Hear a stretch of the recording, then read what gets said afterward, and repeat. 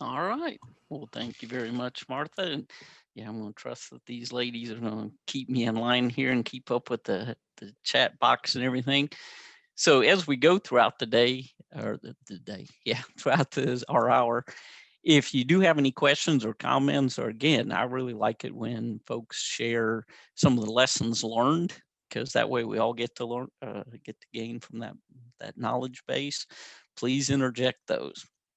So one thing to keep in mind for our time together is that what we're going to talk about here is based off the Kentucky Division of Water requirements. So that's the statewide requirements. We always got to remember some of the local jurisdictions may have a little bit different types of requirements. So always good to know and have checked into regulations locally. And then we've already talked about putting the devices on mute unless you have a question or comment. So as was noted, I've been doing this for a little while. I've got some gray hairs to prove it. But also, she mentioned we actually have a little farm, and I believe it or not, what I talk about, I actually try to practice, and so do try to implement some of these best management practices and so forth that we talk about, similar to what you'd have in a stormwater pollution prevention plan on our little farm and things we do here, because I've got a little bit of ditch work I've got to get done and all those good things. And so try to make sure we protect water quality. So what we want to try to cover today is generally just what is a stormwater pollution prevention plan? What's its purpose? We're going to talk about water quality, and then why might I need a stormwater pollution prevention plan? There are several permit requirements out there that may link you in and why you would need one. So we'll talk about those. It's not an exhaustive list by any means. There's several others, and we can try to point out what those are. But hitting the main highlights and the main permits. And then big part is, and probably what y'all are looking for, is what should I expect to see in the SWIP? And so we'll cover that in pretty big detail by permit type. So hopefully that one way or the other, we're going to cover a topic or something very applicable to where you are in your day-to-day activities. And then throughout the day or at the end, again, we've got time for Q&A.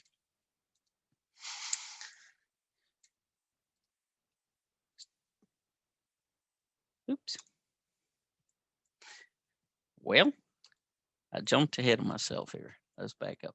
All right. So generally what's in a SWIP? Really, it has two main focuses. Is we want to identify where are the potential sources of pollution. Now, to do that, we need to have an idea or an appreciation what can constitute a pollutant. And it can range all kinds of things, and we'll cover them as we go throughout the hour.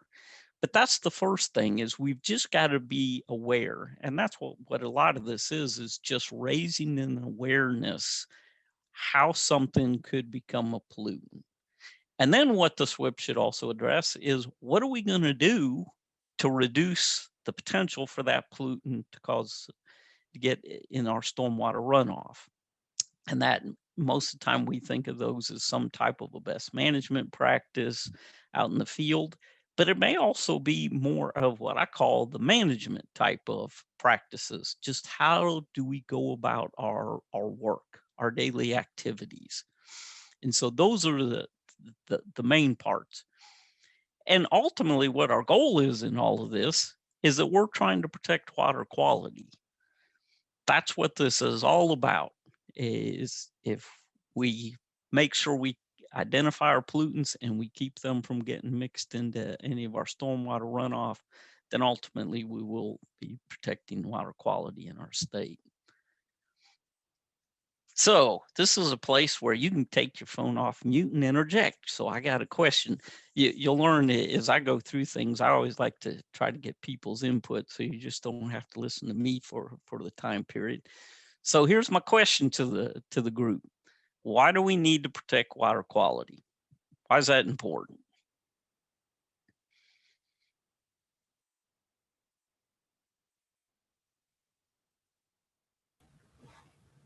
For our health. for our health. Very good. Wildlife. Wildlife, the environment. John, being in my section of the woods up here in northeastern Kentucky, the river looks like a garbage dump right now. We got everything that they want to get rid of in West Virginia and eastern Kentucky. And that's an interesting point, Philip. I will share a quick story.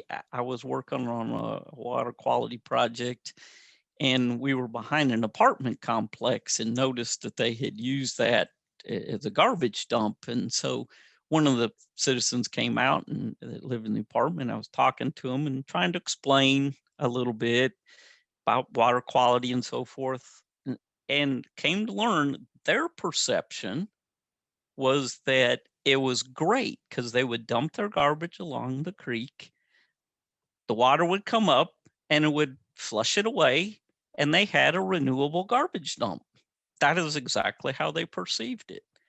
And I was just kind of blown away going, wow, they really do not have an understanding or connection of how this all goes together, and understand somebody downstream is impacted by that.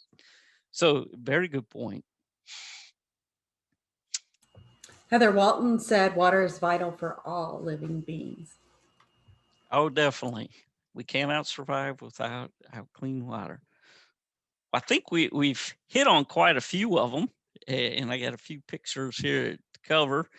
So folks talked about the wildlife and so forth. Always enjoy, personally, I like to be able to go fishing. So we got to have good water quality if we're going to have a good fisheries out there. A lot of folks, especially if y'all have been like me, and we were just talking about this earlier with the temperatures warming up a little, you kind of get excited to get outside, and hopefully summer will be coming along, and so we'll be out in the water and enjoy it, whether it's swimming, just wading, fishing, or going boating.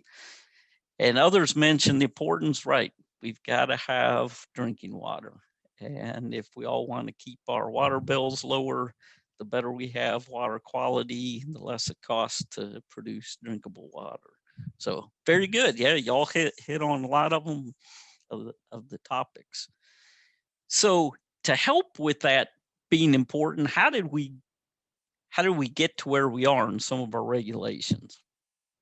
Well, here are a couple of pictures, and I got the location there. So some of you may be thinking about this, and this was back in the late 60s, early 70s. Well, and you may have heard about the Cuyahoga River in Cleveland, Ohio. And here are pictures of it from that time, and literally the river was on fire. And so, needless to say, that's not a good thing when our rivers are on fire. But what it did was it began to spark kind of the outcry across America that, we need to do something to protect our waters. And so that led, and here's a little description out of Time magazine, just talking about how bad the river was. And I did not realize until not long ago, I thought this was a one-time occurrence. And evidently the Cuyahoga River had caught on fire numerous times. And so it just began to get national attention that as a country, we need to do something about it. So what came about out of this? So what happened is we got the Clean Water Act back in 1972. So next year, we'll actually be celebrating the 50-year. And at one point, I've thought about this, and you think it's like, wow, we've been doing this 50 years. But then when you think about as a country, that's not a real long time in our history. So, there's been a lot of progress that has been made. So when the Clean Water Act, the basic goal back then was to make waters across the country fishable and swimmable. In essence, you take all that, the rhetoric that's in the document, that's what they were looking for. And so they set up the National Pollutant Discharge and Elimination System program. And in that, they identified the larger municipalities and industrial sites that had point sources and gave them a permit and gave them limits of various parameters that could get discharged. Well, that went along and we thought, well, okay, we'll get to our fishable and swimmable goal. Well, they didn't reach it. So in the 90s, then they started to look at adding stormwater considerations into this. And we got the phase one, which was the non-point source pollution. And phase one came into play, and that was the larger municipalities. And then they added construction sites, so 5 acres or more. So those programs went along, and did we reach our goal of fishable, swimmable? Nope, still didn't get there. So in about 2003, they implemented the phase 2 program for municipalities. And these were smaller communities, added universities, departments of transportation, several others. And they also tightened up the construction limits down to 1 acre. So where are we at today? Do we still have our goal of fishable and swimmable in all of our waters? No. So we keep plugging along with all these. And some of the big parts are why we're here to talk today, and that's about our SWPPs. So we're going to cover 3 main permit categories of why you may need a SWPP. Now, this isn't an exhaustive list by any means. There are other reasons and permits that can bring you into play, but I was hoping this would at least cover a good chunk of the folks that may be on the call this morning. So we're going to take a look at the stormwater part, and that's the phase 1 or the phase 2. MS4 stands for Municipal Separate Storm Sewer System. So those are our municipalities or counties that have been designated by the Division of Water. Then there's also the industrial stormwater permit, or what's called the KYR00 permit.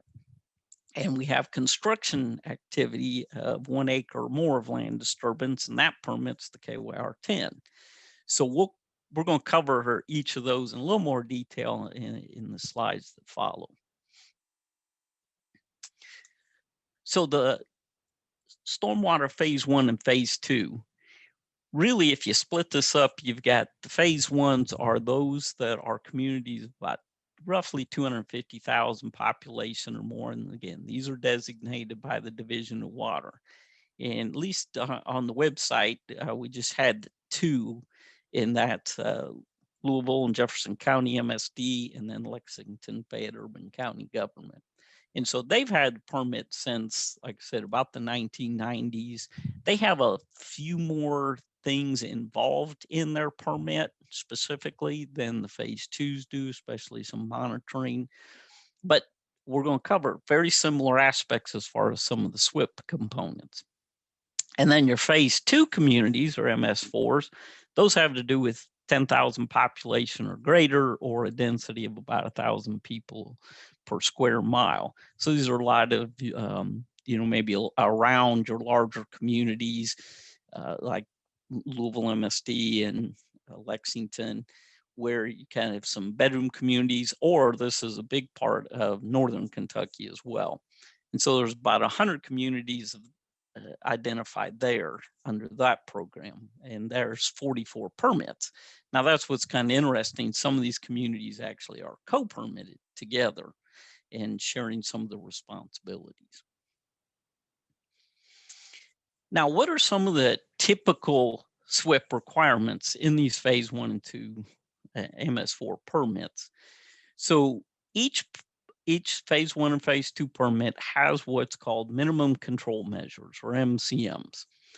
And if you look at MCM 4 in particular, which has to do with construction site stormwater runoff, there's a couple of basic things that permit requires. And they're saying, in essence, they want the local program to be about as robust and have the same components and requirements as the state's construction permit, which is KYR 10, and we'll get to here in a little bit in a lot of those details. And so you'll see a lot of similar parts, and one of the parts of that is that you have to have an SWPPP as a part of it. Now, the part to keep in mind, again, we're talking about statewide programs. And so in the statewide program, there are certain requirements for the SWIP. The local community may have different types of requirements. One of the big ones that could be a difference in this is the local, to get a local permit, they may require the submission of the SWIP so they can be reviewed. And as well, there's even other layers we'll talk about more. And that is what happens if the SWIP needs to be modified. Does that need to get resubmitted as well? So just keep that in mind. At the statewide level, for that permit, you don't have to submit the SWIP for review, but here at the local level, it might need to. Now, there's another part of the minimum control measures, and this will impact a lot of the communities and just the way they go about doing their day-to-day operations. And that's minimum control measure number 6, which has to do with pollution prevention and good housekeeping type of practices. Now, it doesn't specifically call it a SWIP, it calls it an operation and maintenance plan. Really a lot of the same kind of components is what we talk about in the SWIP. But again, the goal here is trying to prevent and reduce any type of pollutants that can get in the stormwater runoff and impact the municipal operation. Well, we'll stop there a minute. So I've got a question for you. What all kinds of municipal operations can you think of? If you want to shout out or type in Weed control. different weed control, definitely. Insect control. Insect, varmint control. Snow and ice treatment, salt storage. Oh, very good. Becky added mowing and landscaping. Yes, mowing, landscape, very good. In our neck of the woods, John, maintenance of small tributaries inside of the municipalities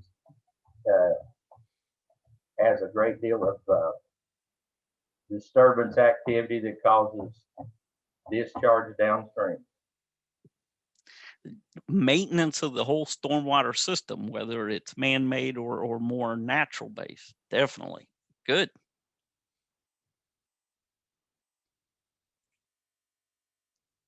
Well, you've hit on a lot of them. I'll kind of show you a few here. And these lists are actually come out of the permit requirements, but kind of gives you an idea. You hit a lot on kind of open space or green space maintenance. Don't want to forget about if you have any type of vehicles or truck fleet, the maintenance of those, just how you take care of a building, the outside. Some folks, especially on the north side of a building, if it doesn't get much sun, you may get a little mold growing. So, how do you clean that off? We've talked a lot, and folks typically think of new construction or land disturbance.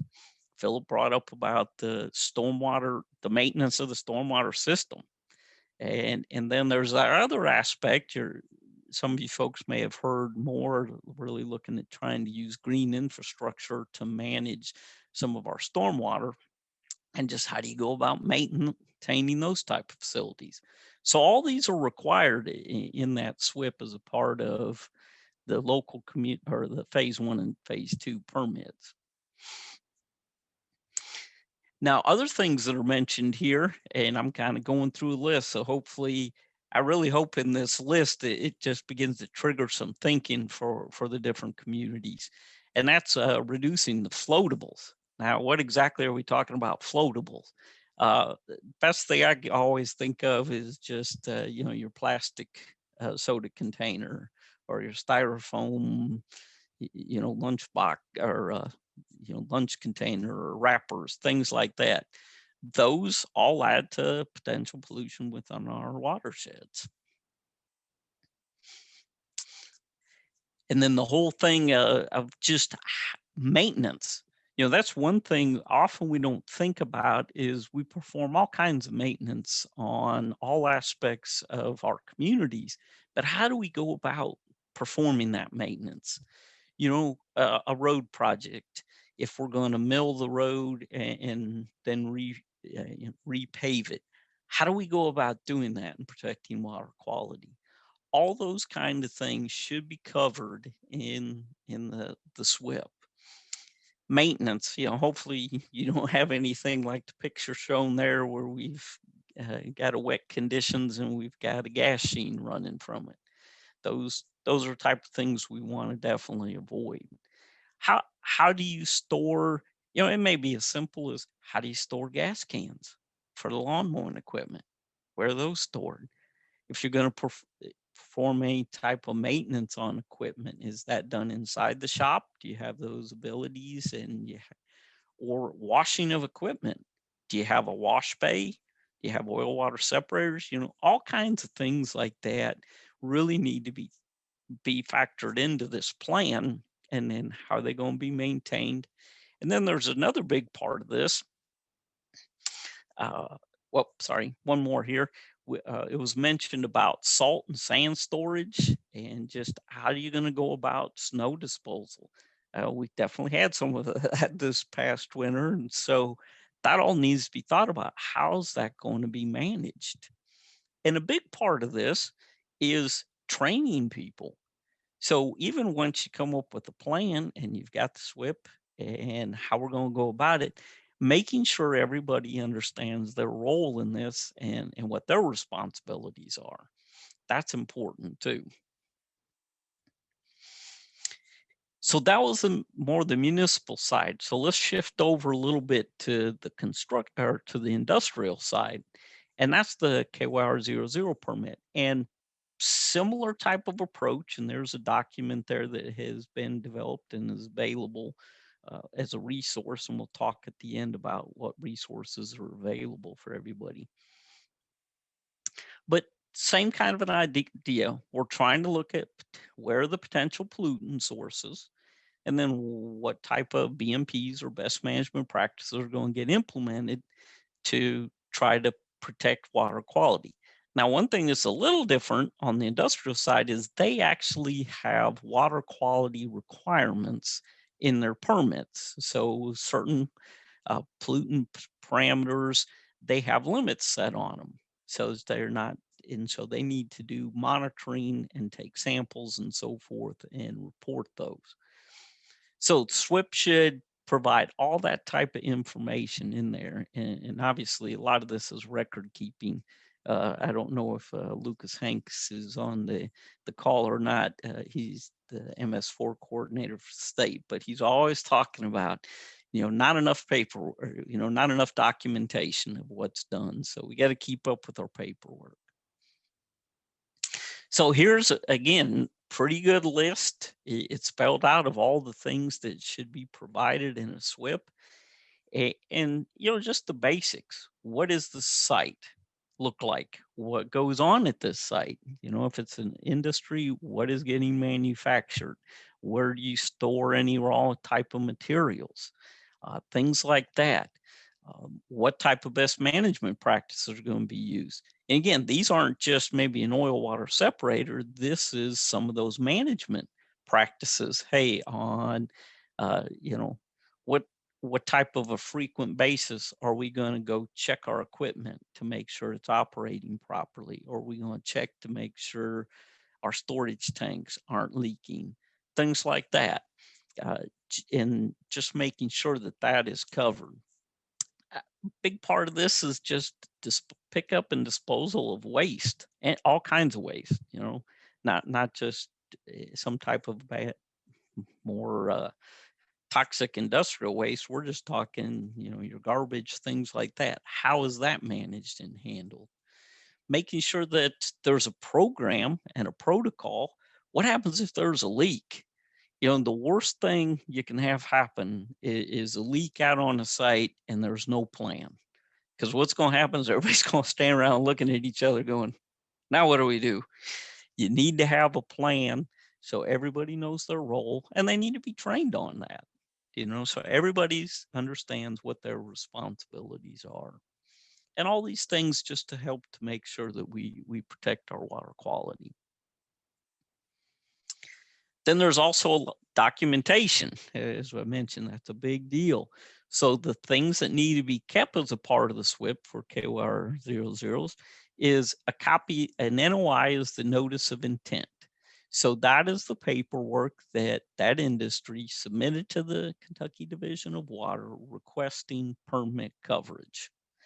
So a copy of that needs to be included with SWIP and any other kind of correspondence back and forth with the Division of Water. And then ultimately, once the Division of Water said, yes, you know, you're covered under this permit, a copy of that letter needs to be kept on file too. So everybody understands what, because there's requirements that's in there as well to make sure everybody's doing what they're supposed to. Big part's keeping up with rain. You know, because that's the concern is, do we have any pollutants being washed away in our runoff? So keeping track of that. If there is a requirement to do sampling, making sure that some summary of that sampling data is kept and kept together. Life is going to happen and there's going to be incidents. Things aren't going to go as planned.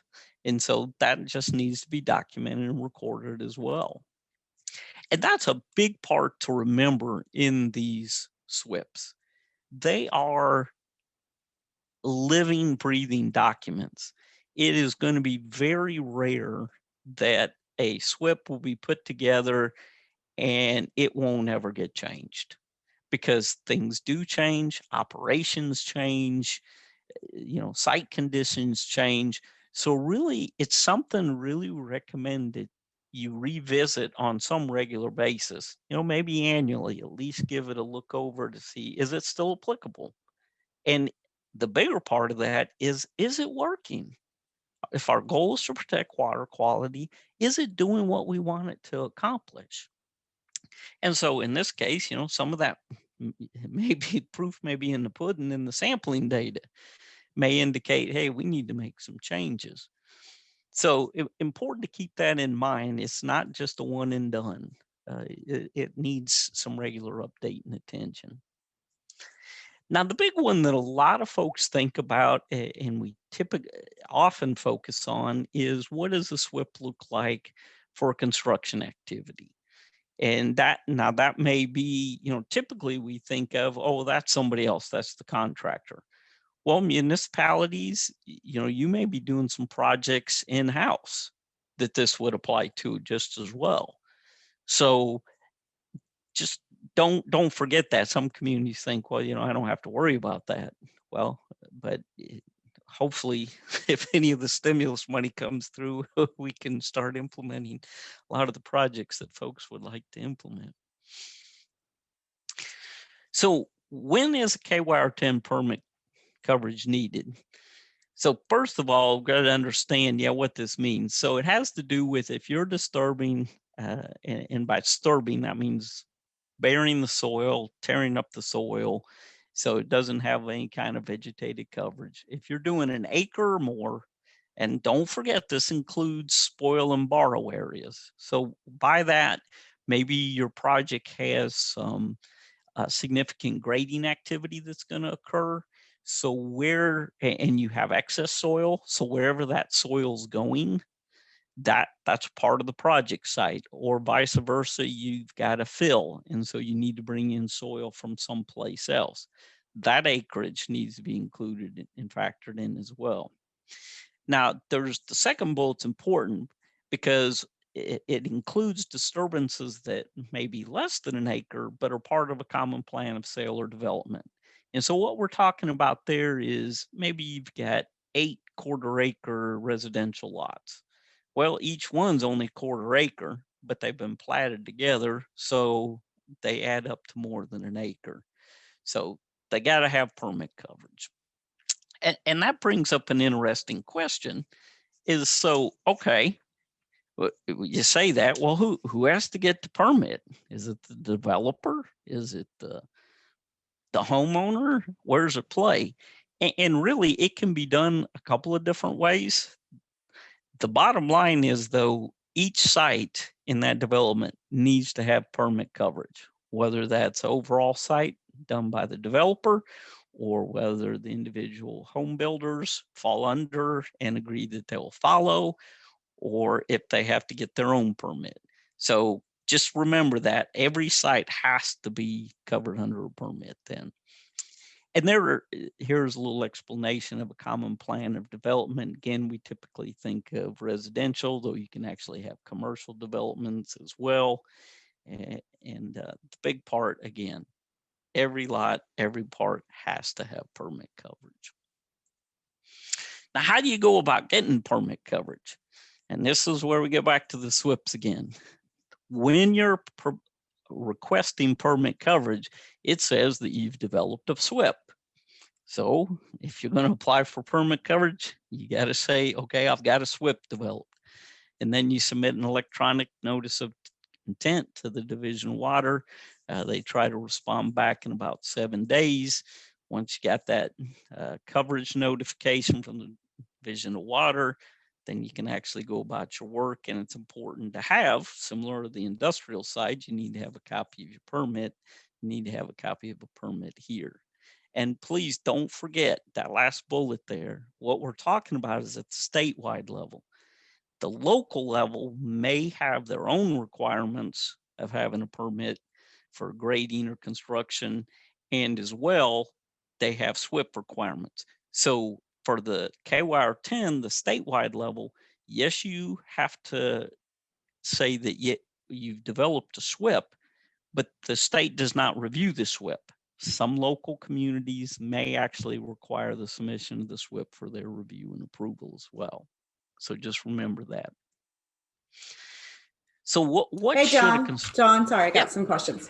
Sure. Jason Evan wants to know, is land disturbance in streets looked at different from bare soil? Land disturbance in streets. So maybe, so I clarify, so are they digging like a trench up in the middle, or are they just milling down the road? They would be digging a trench for pipe installation, for example. And that's a good question. Actually, I don't know if Lucas is on, if he'd want to, or any of those folks would want to clarify. My understanding. Hey, John. Lucas. I'm here. Lucas is there. Okay, good deal. So ultimately, it's about the size of the disturbed area. So if you're disturbing more than an acre total, then yeah, it falls under the same purview for the KYR 10. If you're digging a trench and you're disturbing, let's say 5 feet wide by 200 feet long, well, that doesn't add up to your acre. Right. So that's how it's looked at. But it would actually just be the trench width. That's the one part that's usually different. If you're in the road, you're usually also tearing up the side, or excuse me, if you're working out in an open field, you're tearing up not just your trench, but each side doing things. If you were in the roadway, it would actually mostly be just your trench. So your disturbance would be, I guess, minimized. So would we include our trench width and disturbance in the street in our figures to get to our 1 acre of disturbance? If it's 10,000 feet, 3 foot wide, do we consider that in our, to see if we get to the acre? Yes. Okay. Mm-hmm. Thank you. Mm-hmm. No, good question. I have another Thanks, one, John. Lucas. Okay. Brian Sloan would like to know, to clarify contiguous, does a minimum separation for disturbed areas come into play?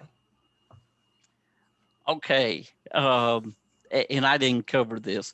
There, like many rules, there's an exception to the rule. And where this comes into play has to do with, really, it started back when, I guess it was late 2000s, when the economy took a tank. We ended up with a lot of developments that you had just bare lots all around. And so it wasn't an active construction project. And so folks were struggling to have permit coverage this whole time. So if there is more than a quarter mile separating construction sites, and there is no interconnecting activity, no roadway, no utility, they then can be considered separate and distinct and not part of a common plan or sale or development. Hey, Is that- John, can I jump in there real quick? A question comes up a lot about contiguous as far as time goes. And a way to think about that is a commercial development where you say you have like a Walmart come in, and then a couple of years later, they want to build a Chili's on an outlot there. And is that considered contiguous? And the way we look at that is the initial KYR10 coverage, has it been terminated? And if so, then it's a separate development. Whereas if the two KYR10 coverages are, or potential coverages would overlap as far as time goes, then it's also considered contiguous. Good clarification. John, I got a question. Yes, Philip. In municipalities in particular, we got pretty dense areas in my MS4 area up here. The number of excavations, which predominantly wind up being in the drainage ditch in front of a piece of real estate, the worst place in the world to do excavation and not clean it up afterwards, and the lack of any kind of covering, putting straw on it, seeding it, the whole thing that never even happens. It's just a big pile of dirt until the homeowner decides that they're going to go out there and try to clean it up. But my argument, or my question, I guess, in this thing is more to Lucas. Inside of the municipality or an MS4 area that's supposed to have their own plan, and you know, I've got 5 of them up here that I'm working with in one group, in one permit. Is if it's inside the city, basically, in my mind, that's contiguousness. It's so every one of those adds up with every other one of those that's inside the city boundary that is an individual MS4 sub permit. So my argument is they're supposed to be taking care of all of those immediately as soon as they finish whatever it is they're doing on the water system or the sewer system or whatever it is. Any comments there? Yeah, I would agree with you. Oftentimes those go back to local ordinances and that kind of thing, because, you know, for the division of water, if it's under an acre of disturbed area, it's not in our wheelhouse. We can't really say anything about it. So if you had several homeowners, you know, like you were talking about doing ditch work and combined, you know, they're all within a quarter mile of each other and combined it's an acre, or at least arguably an acre of disturbed area, then yes, they need to have the KYR10 and all that stuff. But I get this question a lot, and a lot of times it's just too small for the division of water to have any jurisdiction over. So that's where local ordinances and making sure you're up to snuff on that comes into play. Did I answer your question? Yes, my concern was, do they need to have a permit, an individual permit for that? And I think you've answered that, not necessarily. But again, it still needs to be in the maintenance plan, the good housekeeping plan, that every one of those disturbances gets restored rather than just left.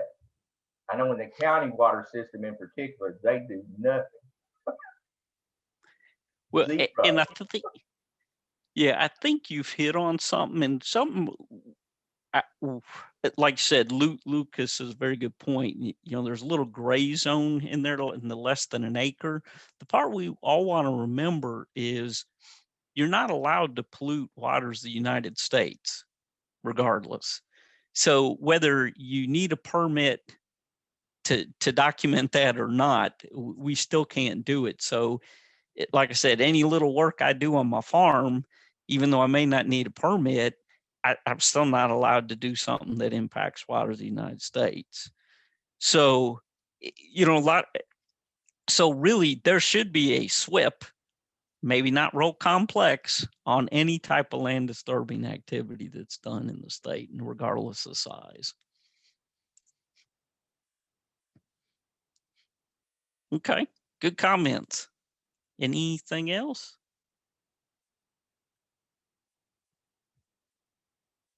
All right. Well, we'll go on here with the SWIP and what's the contents. So to put a SWIP together, it's a pretty robust document and a very detailed document. And so you have to have an understanding of what the site is, what the intent is for the project. What happens if we have things that are of value or things we want to protect, certain trees that we don't want taken out? Obviously, if there's waterways, we want to protect those. So that needs to be covered. And just how is the project going to go about being built? Now, why does that matter? Well, the reason it matters is, how do you know what best management practices to use unless you know how the project's going to go about being built and kind of what's the schedule or sequencing of activities? So that's important to know. The other part in these SWIPs, especially under the KWIRE 10, is all of these practices that are to be designed to protect and keep the stormwater pollution or pollutants from leaving the site, is it has to be designed for a 2-year, 24-hour rain event. Well, what that means is the type of rain we would expect to occur once every 2 years. Now, I know a lot of folks, we're not going to get into the whole discussion about global warming and all that, but our weather patterns are shifting. I think most of us would at least acknowledge that much. And so our rain events are getting more intense. And that's the part that's a challenge, is, and that kind of sets how much is enough, because there's always a question, well, what should my BMPs really manage for? And so there's the criteria. And so the people that put the SWIPs together, they don't have to be licensed engineers. That's not a requirement, but they do have to be knowledgeable enough about these things we've talked about and be able to run the calculations to make sure they can identify that it can meet that 2-year, 24-hour rain event. And then there's also requirements for inspections and maintenance of the BMPs. One of the big things on maintenance that I'm always intrigued with is usually they'll talk about, and let's use silt fence, because most of us are familiar with silt fences, here's the part to remember. If a BMP is put there, it's intended to serve a purpose. And if it's serving a purpose, that means at some point it's going to need to have maintenance performed. So with the silt fence, as it accumulates some sediment behind it, it's doing its job. Well, it'll need to get cleaned out. Well, what do you do with that soil that you clean out? Rarely does it tell you what to do with those, but that needs to be explained to people so they know where to move that material. And that goes back to, we've talked a lot about this, about training. People need to be trained on these SWIPs and what their role is. Big part in this is just a description of the site. It was mentioned before, what are we trying to build here? What's our goal? What's the area that we're proposing to be disturbed? How big is that? How many acres? The site map. Where's water flowing now? Very important. Now, I will tell you, not Philip where you are over on the eastern part of the state, but some of the other parts where we get a little flatter, it may be hard to tell on your site, where does water actually drain? It's not a pleasant thing, but one of the best ways to learn that is go out there when it's raining. Then you'll know where things actually drain to. And that's important, because if we don't know where things drain to, how do we know how to manage it appropriately? And if our project has a significant amount of earthwork activity, the drainage patterns may shift as our project goes about construction. So that needs to be understood so that the SWIP can be modified accordingly. And I'm just looking at time, so I'm going to jump through some of these other items here rather quickly. But the last bullet's important. If there's any unique environmental features that need to be factored in, karst topography, our sinkholes that many parts of the state are quite familiar with, those are very important aspects and need to be considered and factored in, because yes, our groundwater system or our underground river system needs to be protected as well. Other things that should be included on this is just where are you going to store materials so we don't get them mixed in with our water. You know, what are we going to do with the concrete chute washout? All that stuff should be covered for us. And the big part of that, next to the last bullet there, and that's the management type of practices that we've talked about, is just how do we limit the amount of disturbance at any one time? And then how do we minimize the amount of time that that area is disturbed? Because it's that length of time that leads to the potential for problems. So we want to try to minimize that. And then making sure that we have our schedule. So we want our construction activities and where the BMPs are and when the BMPs are supposed to be installed in lockstep with each other. That's important. Now, especially during construction, there are all kinds of things that come about that nobody thought about, or it wasn't anticipated. And so the SWP will have to get modified. That's just kind of understood. That's part of it. Want to make sure we cover, again, any borrow or spoil sites. That, just like we said, that has to be factored into the acreage. That also needs to be considered as a part of the SWP. One big aspect of this is that there needs to be inspections that are conducted on the site. And what the inspector is looking at doing is making sure that what the SWP says and what's going out in the field line up with each other. That's at least those other set of eyes to try to make sure that things are being done accordingly. Now, we typically think about dirt being our main pollutant of concern, but there's a whole host of things. Here's a list for you of other, what we would call more the good housekeeping kind of measures that need to be factored in. One of the big ones, and there's been some changes in regulations here recently, has to do with the litter and the waste. And so our big, usually we think of the roll-off dumpsters, those actually have to have covers on them now, or lids. And yes, at first I'm like, I've never seen a lid on a roll-off dumpster in my life. But you know what? They do make them. I've seen them. So they're actually available out there. Other things, got to have porta potties, got to provide sanitary facilities for all the crews working out there.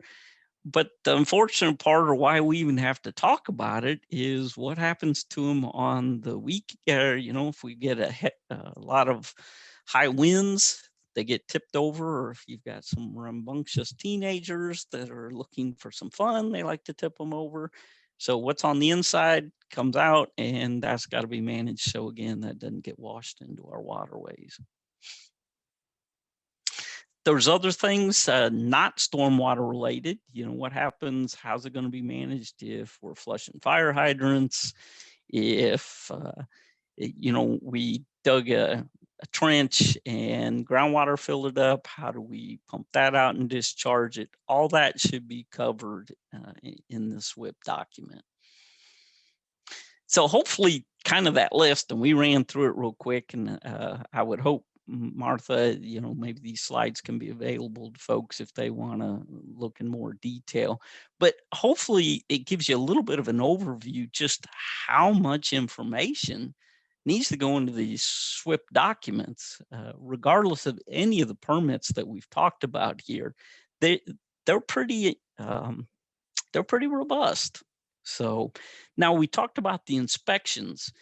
On the construction side, and those inspections, there's a frequency there of once a week, or the second option of once every 14 calendar days and within 24 hours of a half-inch or greater rain event. And then you can reduce that frequency if things get stabilized. Now, the inspections have to be conducted by qualified people, and it gives some criteria as far as what courses they need to have completed to be deemed knowledgeable and understanding. And why do you have that? It is, again, our goal is to protect water quality. And so hopefully we have a good SWP document. Then we've got another set of eyes by the inspector doing this. And many of you MS4s, because of your minimum control measure 4 requirements, you have to go out there and inspect the inspector looking over the construction project, because that's part of your responsibilities. So hopefully we got several sets of eyes that are helping us make sure we're protecting water quality. And there's just a quick list of all the types of things that are supposed to be looked at as a part of the inspection process. And it really covers, all aspects of the SWIP. It's not just some part of it. And then reports have to be completed. All reports or every inspection has to have a report. Here's a whole list of the different parts or aspects of an inspection that needs to get documented. Like all things, again, paperwork's important. And the other part to keep in mind is the last bullet there, and that's that these reports have to be kept for 3 years after the NOT is a notice of termination or the permit expires. So this is one thing, especially we talk to inspectors about, is make sure that your documentation is thorough and covers the bases, because looking at a report 3 years down the road, at least for me, my memory is not going to be that good what happened 3 years later. So your report is what tells your story. Now, all SWPs we talked about are going to need revision, and there's requirements in there. The revisions need to be done within 7 days and then implemented by the time that it rains again. And this is expected. Like I said, things are going to happen out in the field. So everybody fully anticipates there's going to need to be revisions. Now, there's several tools out there. There's the technical manual that the state has. There's field guide. A lot of local communities have their manuals as well. So there's a lot of tools that are available in the toolbox to help put these SWPs together on the construction side. And then the other part to remember is the permit requires that the SWP be readily available. And so if it can't be kept right there on site for some reason, security reasons, other things, there just needs to be some type of notification, let people know where that can be found. We talked about all kinds of helpful tools. The EPA has some. Here's kind of a list of various ones. The Division of Water has them. So there's a lot of tools that are available to folks to help better understand what are SWPs, what should go in them, and how you go about modifying them and that whole process. So we had a good discussion. Had to run through a little bit the slides here at the end to make sure we got through in time, give us a little bit of time for Q&A. And so, Martha, I'll turn it back over to you. And I appreciate everybody's interjection of information. That was good dialogue, and Lucas, Philip, and others. So thank you.